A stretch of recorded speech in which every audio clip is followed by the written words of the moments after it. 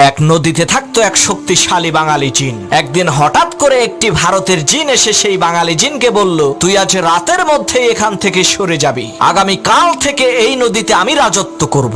ভারতের জিনের এই ধমকি শুনে বাঙালি জিনটি একটি জেলের কাছে গিয়ে বলল, ভাই তুমি যে এই নদীতে মাছ ধরো, আজ পর্যন্ত আমি কি তোমাকে কোনো কষ্ট দিয়েছি? জেলে বলল, না তা তো দেন নাই। তখন সেই বাঙালি জিন বলল, তাহলে আজ রাতে তুমি আমাকে একটু সাহায্য করবা, আমি ভারতের এক জিনের সাথে লড়াই করব। তখন আমি তোমাকে ডাক দিয়ে বলবো, বড় ভাই আপনি আসেন। তুমি তখন বলবা, ওরে ধর আমি আসতেছি। জেলে বলল, ঠিক আছে। কথা অনুযায়ী রাতের বেলা বাঙালি জিন আর ভারতের জিনের মধ্যে তুমুল লড়াই শুরু হয়ে গেল। এমন সময় বাঙালি জিন বলল, বড় ভাই আপনি আসেন। তখন জেলে বলল, ওরে শক্ত করে চেপে ধর আমি আসতেছি। এই কথা শুনে ভারতের জিন বলল, সর্বনাশ, ছোট ভাইয়ের সাথেই লড়াই করতেই আমার জান বের হয়ে যাচ্ছে, আর বড় ভাই আসলে তো আমার কেল্লা ফতে হয়ে যাবে। ওরে বাপুরে, আমি গেলাম।